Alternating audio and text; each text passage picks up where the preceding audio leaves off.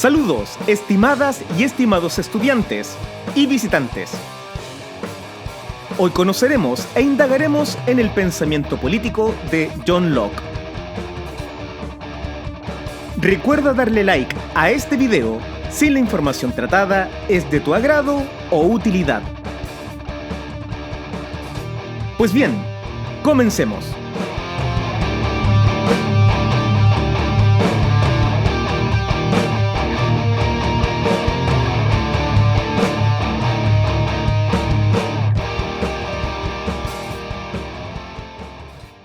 La importancia de John Locke radica en que será el filósofo que analizará las relaciones entre monarquía y parlamento, la limitación de la religión a la esfera privada, los fundamentos de la obligación del gobierno, los límites en la obediencia del ciudadano al gobierno y la defensa de la propiedad privada como un derecho fundamental de los seres humanos.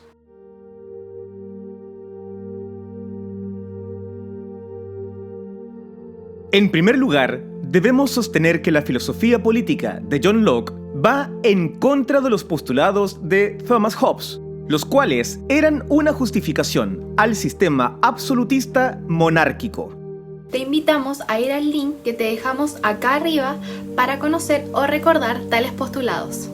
Pues bien, Locke sostendrá entonces que para ser libre, el ser humano ha decidido vivir en sociedad y vivir bajo su normativa. Ahora bien, interesante es destacar que la libertad a la que apela Locke es una libertad limitada, pero según él, efectiva, donde se debe ceder parte de los privilegios que tendríamos en un hipotético estado de naturaleza, es decir, ceder parte de la ley natural, la cual es una ley justa y universal. Así, de esta ley natural provienen los derechos naturales, tales como el derecho a la vida, posesiones materiales, etc., que a su vez derivan en preceptos morales. Toño, importante recordar que esta ley natural se puede olvidar por pasiones e injerencias externas que actúan sobre el ser humano. Pero ojo, no obstante, la razón la puede descubrir o redescubrir. Así es. Pues bien, teniendo esto en cuenta, Locke sostiene que esta ley natural es la manifestación de la voluntad de Dios, quien actúa como un sabio legislador, dejando en claro que el estado de naturaleza está regido por estas leyes naturales prepolíticas. No obstante, a medida que crecen las comunidades y se complejizan sus relaciones, aparecen las controversias asociadas a los bienes que se puedan poseer. Estrictamente hablando, conflictos por la propiedad privada. Es por tal razón que nuestro filósofo sostiene que se necesita del Estado, el cual pueda, mediante su poder coercitivo y su cuerpo de leyes, calmar estas disputas y así evitar una eventual guerra. Es así como plantea un pacto social, donde los individuos, mediante un consenso libre, acuerdan la creación de un juez imparcial y limitado que garantice sus derechos naturales y que deba estar sujeto, a su vez, a la ley natural. Por medio de este pacto social, podemos entender mejor el concepto de libertad limitada, pues se trata de renunciar en parte a la libertad natural y someternos a las leyes acordadas en él para poder servirnos de las libertades que nos corresponden sin miedo alguno. De esta manera, la ley permitirá a las sociedades mantenerse siempre libres. Por ello, lo principal será impartir justicia de una forma proporcional, sin penalizar de más al infractor, ni compensar de menos a la víctima.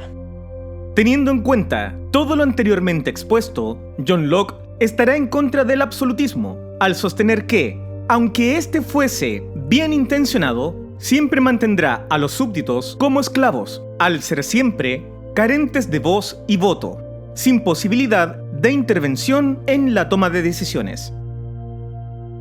Interesante es destacar acá que nuestro filósofo va completamente en contra de la visión que intenta justificar la monarquía con la metáfora del padre e hijo, pues tratan de crear, en el fondo, una justificación del absolutismo como algo natural, como un paso lógico de tal tipo de relación.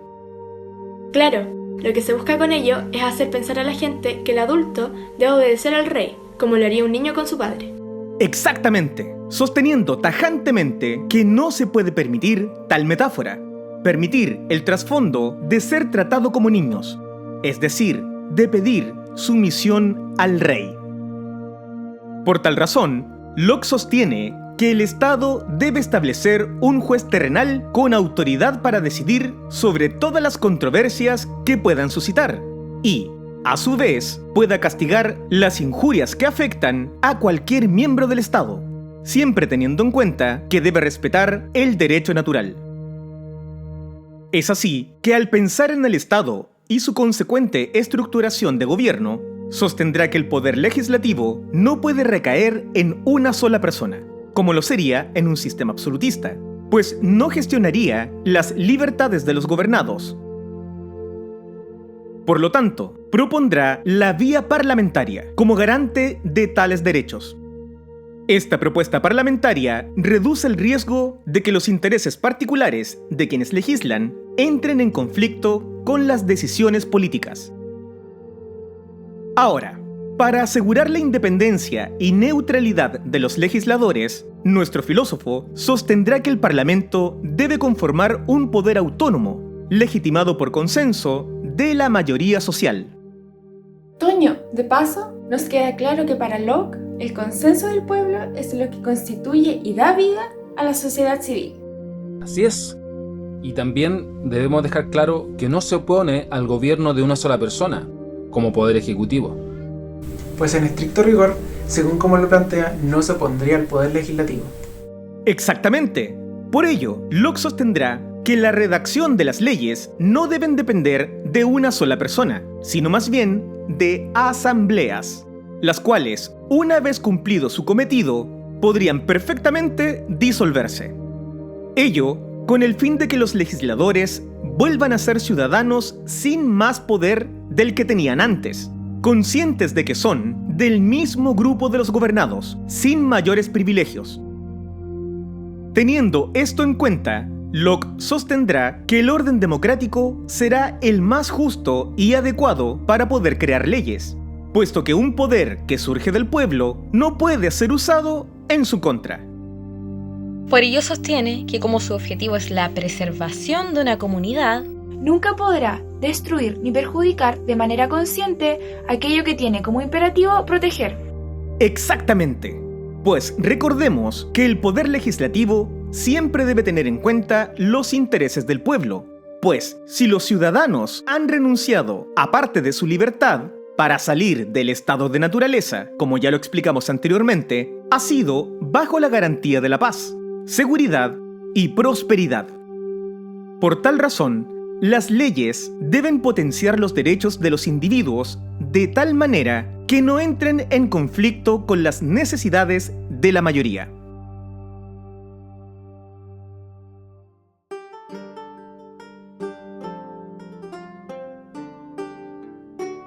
Nuestro filósofo va a sostener que el Estado es una sociedad de hombres construida únicamente para preservar y promocionar sus bienes civiles, entendiendo por bienes civiles la vida, la libertad, las propiedades como bienes materiales, la salud y el estar libres de dolor.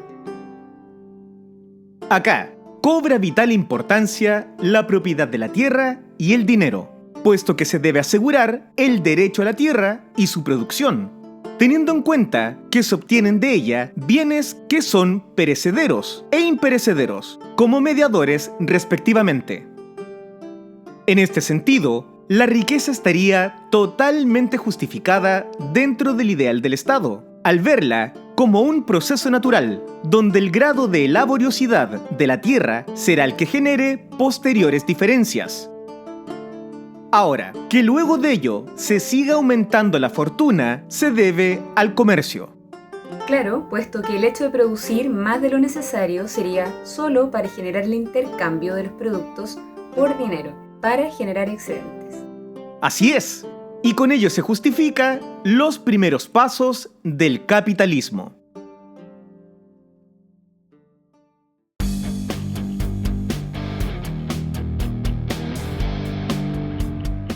Teniendo en cuenta lo anteriormente expuesto, es decir, la conformación del Estado en base a una separación de poderes que permita crear leyes que respete al ciudadano, John Locke va a sostener que existe, sin embargo, una justificación a la desobediencia y la rebelión. En primer lugar, Locke sostiene que si el sistema se pervierte, el poder político debe volver al pueblo para que éste pueda elegir una nueva forma de gobierno. Con ello, queda claro que si los legisladores o gobernantes no hacen bien su trabajo, o bien si el poder ha sido violentado y se accede a él de forma inapropiada, el pueblo tiene el pleno derecho de hacer frente a ello. Recordemos que nadie puede estar sobre la ley. Es así que Locke sostiene que se debe evitar la corrupción a toda costa, antes que esto sea insostenible. Se tiene derecho a impedirlo. Ahora bien, rebelión, y que quede bien claro, solo puede darse en situaciones excepcionales. Exactamente. No obstante, nuestro filósofo sostiene que es difícil de llevar a cabo ya que el pueblo, de alguna manera, se acostumbra al sistema que ha elegido, lo cual no quita que el pueblo, ojo, termine levantándose tarde o temprano frente a la degeneración del sistema. Todo ello se fundamenta en el hecho de que el ser humano sale del estado de naturaleza para ser libre dentro del Estado, lo cual no significa que se transfiera su libertad al Estado. Es un acuerdo, un consenso, que como estamos viendo, está sujeto a condiciones. Así, la rebelión queda supeditada solo a restaurar el orden y las garantías que debe otorgar el Estado. Una salida de emergencia ante la corrupción. En segundo lugar, podemos sostener que, dentro de una llamada política exterior, ningún gobierno puede tener derecho a la obediencia de un pueblo que no ha dado su libre consentimiento. Por lo que, ante una eventual fuerza extranjera invasora, existirá el legítimo derecho a la resistencia.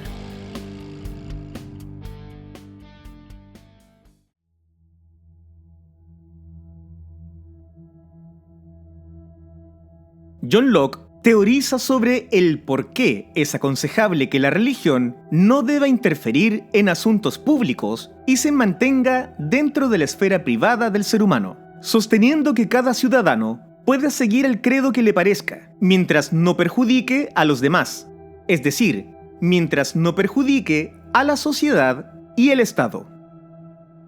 En este sentido, importante es destacar que dentro de esta teorización se debe mantener siempre al Estado por encima de todo, ya que este es el que garantiza la libertad del individuo. Exactamente. Es más, Locke sostiene que debe existir cierta intolerancia con los ateos y los católicos, puesto que los ateos no respetan a Dios como referente de todas las cosas, y los católicos sobreponen dictámenes del papado por sobre los del Estado. Entonces, Locke sostendrá que la religión responde a una creencia individual, por más que sea compartida por otras personas.